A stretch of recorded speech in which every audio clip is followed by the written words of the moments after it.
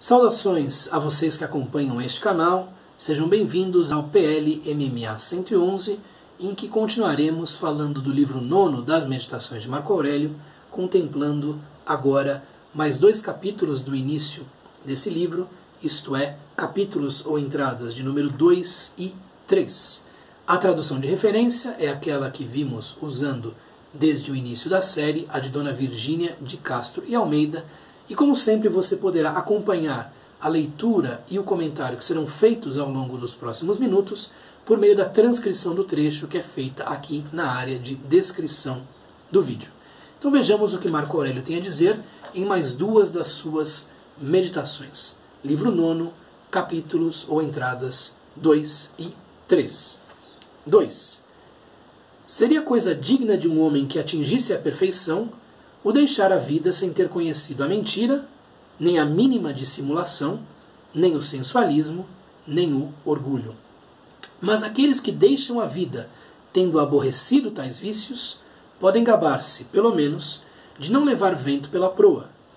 Ou então preferes a estagnação no mal e a experiência não te persuades de fugires a tal peste?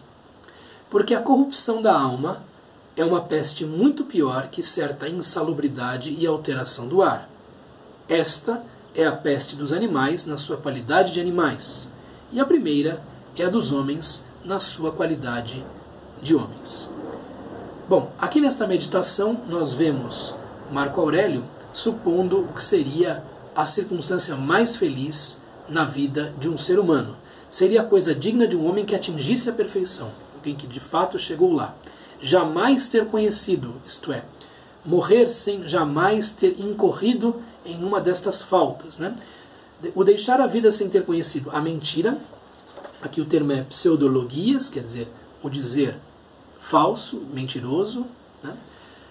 Nem a mínima dissimulação, nós temos aqui hypocriseos, portanto algo ligado à hipocrisia, depois truffes, que é a luxúria, o sensualismo, enfim, aquilo que está ligado aos prazeres sensuais e carnais, e no fim, tufo, né? Que é sempre arrogância, enfim, o estar pleno de si, o estar, enfim, cheio de fumos, né? Nem o sensualismo, nem o orgulho, nem a arrogância, nem a prepotência, esse tipo de coisa. Ser alguém próximo da perfeição é jamais ter conhecido coisas assim, jamais ter albergado, abrigado dentro de si esse tipo de coisa. Mas isto é dado a pouquíssimas pessoas, se é que é dado a alguém, né? O que é dado para um pouco mais de gente, ou talvez um grupo um pouco mais considerável de pessoas, é o seguinte, né? O segundo melhor caminho, a segunda melhor alternativa.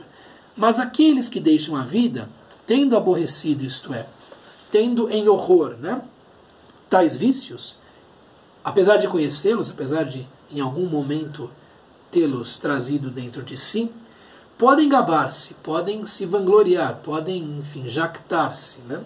Podem, enfim, se orgulhar, pelo menos, de não levar vento pela proa. Bruna traduz este trecho da seguinte maneira: seria mais próprio de pessoa culta, não é exatamente o termo, né, de pessoa instruída, partir dentre os homens sem ter provado o gosto da mentira, de toda simulação, sensualidade e orgulho. Contudo, um roteiro de emergência, um segundo roteiro, né, é exaltar o último alento enfastiado desses vícios, tendo se cansado dessas coisas, finalmente, tendo aborrecido essas coisas, isto é, tendo se entediado dessas coisas, né? Muito bem, de não levar isso vento pela proa, né? O último alento é uma tradução possível. Ou então preferes a estagnação no mal e a experiência não te persuades de fugires a tal peste. Bruna coloca da seguinte maneira: acaso preferes apegar-te ao vício e ainda não te persuadiu a experiência a fugir dessa peste? Então, você, depois de escutar tudo isso, Marco Aurélio, ele conversa consigo mesmo, né? Você ainda prefere continuar nessas faltas, nesses vícios, nesses maus hábitos? Prefere continuar trazendo dentro de si a mentira, a dissimulação, o sensualismo e o orgulho, depois de saber de tudo isso, né? Ou pelo menos, né? Ou a experiência não persuade você que você deve fugir dessas coisas, o fato de já ter experimentado isto, tanto em si quanto nos outros, a experiência não ensina nada para você, Marco Aurélio. Peste com efeito, é Bruna, né? É a corrupção da inteligência muito mais do que uma análoga má composição e alteração do ar respirável em torno de nós. Porque a corrupção da alma é uma peste muito pior que certa insalubridade e alteração do ar. É muito pior a corrupção da interioridade da alma, o ato de piorar algo dentro de si, o ato de trazer coisas ruins dentro de si, de não aprender com os próprios erros, do que um envenenamento de ar, do que um miasma da terra, do que um lugar insalubre, pantanoso, e as doenças daí decorrentes. É muito pior esse ato pelo qual o indivíduo se envenena a si próprio interiormente do que os envenenamentos por insalubridade que existem no ambiente externo. E ele vai explicar. Porque esta é a peste, estas são as más influências externas, né, que dizem respeito aos animais, aos seres irracionais, dos animais na sua qualidade de animais. Né? Esta é a peste para os viventes enquanto viventes, para as formas de vida enquanto formas de vida inferiores. Né? E a primeira, a corrupção do intelecto, ou a corrupção interior da alma, né? E a primeira é a dos seres humanos na sua qualidade de seres humanos. É um tipo de corrupção própria do ser humano. É o modo como o ser humano se destrói a si próprio, se arruína a si mesmo. É um tipo de destruição do ser racional que o torna ainda pior do que uma besta fera, do que um animal irracional, porque ele tinha tudo para dar certo, ele tinha tudo para conseguir, pelo menos remediar algumas das suas faltas, combater alguns dos seus vícios.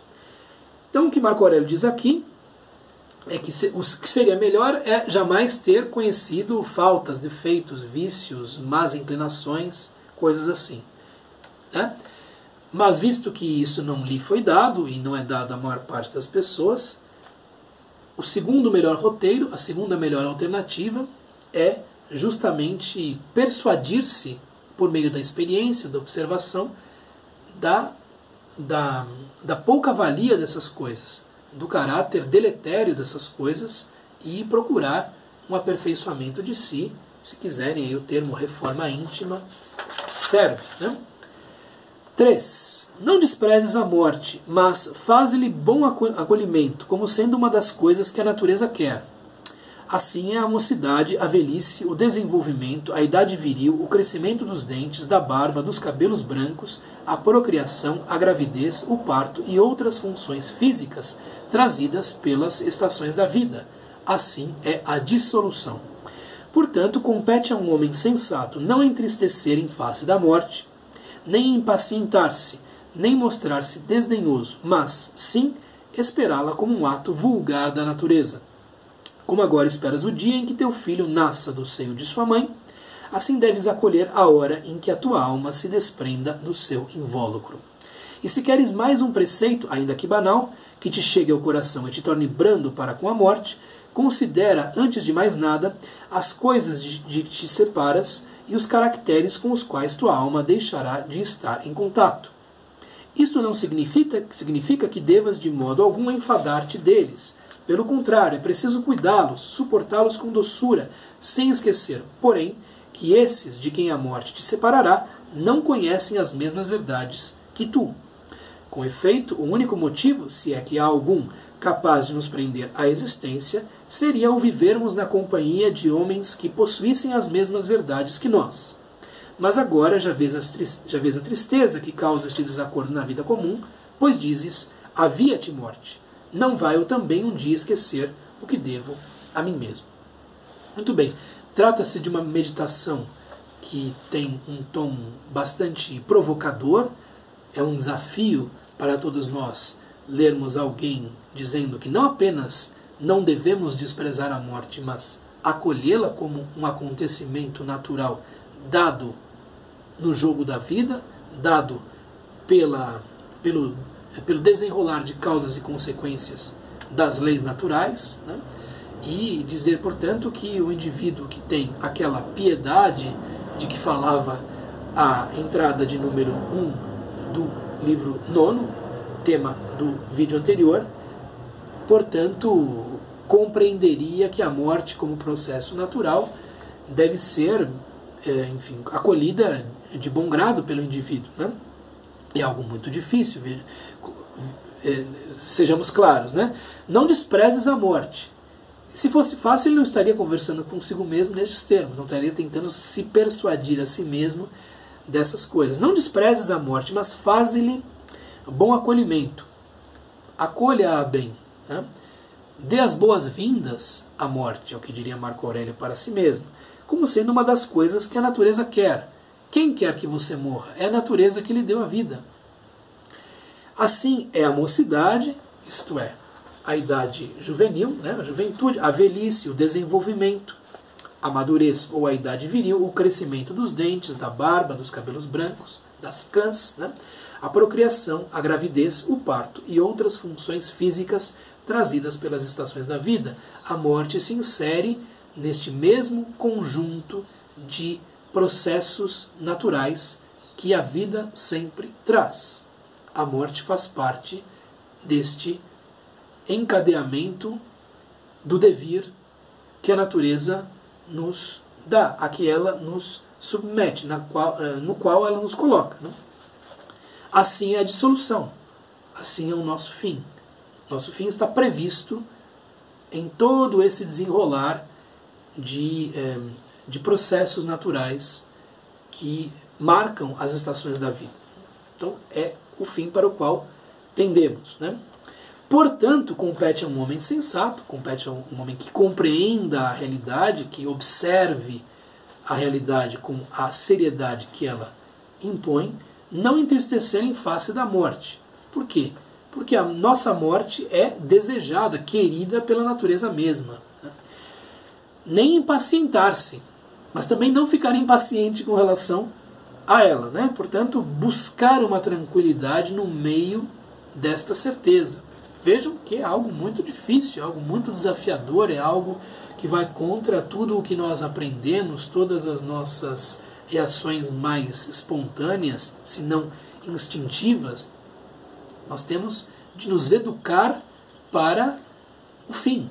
Nós temos de nos edificar, é um termo aí que talvez faça muito mais sentido dentro do cristianismo, mas também é possível, nos edificar para a finitude, para a morte, para esta eventualidade que é algo absolutamente democrático, né?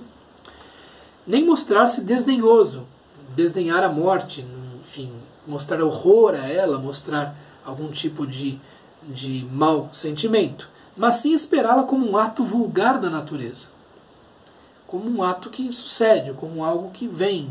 Se não vem daqui a... Não vem hoje, virá amanhã. Se não virá amanhã, virá daqui a 30 anos, ou 50, ou 80, enfim. Mas em algum momento vem. Como agora esperas o dia em que teu filho nasça do seio de sua mãe, assim deves acolher a hora em que a tua alma se desprende do seu invólucro. Reines, que é um dos tradutores de língua inglesa, observa que não há nenhum indício de tempo que coloque como possível esta frase, como possível referência a esta frase a algo que estava sucedendo, né? Porque a última filha de Marco Aurélio teria nascido por volta de 166, chamava-se Víbia Aurélia, e esta meditação muito provavelmente é bastante posterior, né? Enfim, é um exemplo que ele está dando, um exemplo qualquer, aos que nascem, aos que morrem. Há aqueles que, enfim, estão aparecendo agora no mundo e aqueles que estão se despedindo, né? Enfim, tais como as folhas das árvores são as gerações humanas, é a conversa entre Glauco e Sarpedon lá na Ilíada, perdão, que Odisseia, Donato? Lá na Ilíada de Homero. Então nós somos como as folhas das árvores, há um momento em que vicejamos, em que estamos verdes, em que estamos esplendorosos, cheios de viço, e há um momento em que as estações passam e finalmente nós caímos. Eu vou ler aqui o final da meditação na tradução de Bruna, para que algumas coisas fiquem um pouco mais aclaradas. Se queres um preceito simples que toque o coração, nada te conformará melhor com a morte do que examinar de que objetos te vais separar e com quais caracteres deixará de estar misturada a tua alma. Não é absolutamente mister, não é absolutamente necessário, te desavenhas com eles, né? Mas que zeles por eles e os suportes com brandura, não esquecendo, embora que os homens que deixarás não cultivam os teus princípios. Com efeito, se algo te pode reter e prender a vida, seria apenas a concessão de conviveres com pessoas de princípios iguais. Vês, porém, quanto exaure a divergência de vistas no convívio, a ponto de dizeres, oxalá mais cedo venhas, ó morte, para que eu não acabe por me esquecer de mim mesmo. Né? Este final é bastante paradoxal, difícil. Né? E se queres mais um preceito, ainda que banal, portanto não é exatamente um preceito da filosofia, é um preceito do senso comum, né? que chegue ao coração e te torne brando para com a morte, para que compreenda que a morte é necessária, considera, antes de mais nada, as coisas de que te separas, o termo usado por Bruna é objetos, e os caracteres com os quais tua alma deixará de estar em contato. As pessoas com as quais você vai deixar de estar em contato. Nós vemos que Marco Aurélio oscila entre uma certa tolerância para com os seus contemporâneos, para com os seus súditos que o circundavam, e momentos de uma certa altivez, né? Supondo esses indivíduos no limite do tolerável, supondo esses indivíduos já bastante difíceis de suportar, né? E que, supondo que, no fundo, a vida que ele leva é melhor do que a vida daqueles indivíduos. Né? Como ele está falando de algo vulgar, portanto, é um sentimento antifilosófico que ele tem dentro de si, e ele reconhece o caráter refratário desse sentimento dentro de si mesmo, apesar de a filosofia convidá-lo a outro tipo de pensamento. Né? Isto não significa que devas de modo algum enfadar-te deles, quer dizer, não quer dizer que você deva se separar dessas pessoas, que deva maldizê-las, que deva, enfim, puni-las, amaldiçoá-las, qualquer coisa assim, né? É necessário continuar convivendo com elas, mas veja, é penoso, é difícil, né? Não é legal, não são pessoas que vivam na mesma vibração que a sua, se diria hoje em dia, né? Não estão na mesma vibe, né? São pessoas que buscam coisas pequenas, mesquinhas, que querem o seu favor, que querem a sua intercessão, que querem, enfim, adulá-lo. Ele se coloca mais ou menos como alguém que está cansado disso, né? Pelo contrário, é preciso cuidá-los, suportá-los com doçura, sem esquecer, porém, que esses de quem a morte se separará não conhecem as mesmas verdades que tu, não se baseiam pelos mesmos princípios. Quer dizer, são pessoas que cansam, que são pessoas que enfastiam um pouco o Marco Aurélio. Ele faz um esforço para continuar ao lado delas, para, enfim, instruí-las, visto que elas agem mal muitas vezes, para, enfim, estar naquela comunidade universal ao lado desses indivíduos, compreendendo que a natureza colocou esses indivíduos junto dele, mas seria bom se esse convívio acabasse logo, né, ele pensa. É um daqueles momentos em que um certo fastio com a vida se expressa. Né? Com efeito, o único motivo, se é que há algum capaz de nos prender à existência, pensando-se nesses termos, seria o contrário, né? Seria exatamente o contrário. Seria o vivermos na companhia de homens, de seres humanos que possuíssem as mesmas verdades, os mesmos princípios que nós. Se ele estivesse sendo circundado e secundado por sábios, ou por pessoas muito sensatas, ou por pessoas que não quisessem nada dele, não fossem interesseiras, talvez o apego à vida fosse maior nele, ou talvez o apego à vida fosse justificável. Ele de fato está aprendendo algo ali, está tendo boas relações, bons sentimentos, então é algo proveitoso. Mas não havendo essas coisas, ele pensa que talvez não seja mau negócio uma chegada mais adiantada, mais breve da morte, né? É aquelas entradas mais difíceis, mais duras, né? Mas agora já vês a tristeza que causa este desacordo na vida comum, pois dizes, né? Ele reconhece uma certa tristeza, um certo fastio, um certo cansaço com esses indivíduos, né? Então ele chega a dizer dentro de si, embora isto seja talvez não muito filosófico, né? Oxalá mais cedo venhas, ó morte, avia-te morte, apressa-te morte, né? Para que eu não acabe por me esquecer de mim mesmo, é o que diz na tradução de Bruna, não vai eu também um dia esquecer o que devo a mim mesmo, então venha logo antes que eu me esqueça, porque eu estou vivendo completamente, antes que eu fique tão enfastiado que já não consiga pensar com clareza, antes que eu não tenha mais nenhum tipo de gosto, né, pela vida. Então nós temos aí mais uma meditação de Marco Aurélio, com este final um tanto melancólico. Nós já conhecemos esses pendores mais tristes, mais voltados à prostração de Marco Aurélio, como o que vemos aqui, e ele procurava combater, né, isto com a filosofia estoica. Mas às vezes nós vemos essa cisão, estas duas vozes em si mesmo discutindo, e ele reconhece que estava um pouco cansado daquele serviço que prestava aos outros, estava um pouco cansado de lidar com naturezas interesseiras, baixas, enfim, que muitas vezes lhe desejavam o mal, que muitas vezes imaginavam que seria melhor que ele fosse embora, e ele reconhece isso em certos pontos das suas meditações, como a meditação de número 3 do livro nono. Nós continuamos o PLMMA no próximo vídeo, falando de mais entradas ou mais capítulos deste mesmo livro. Um abraço, até mais. Tchau.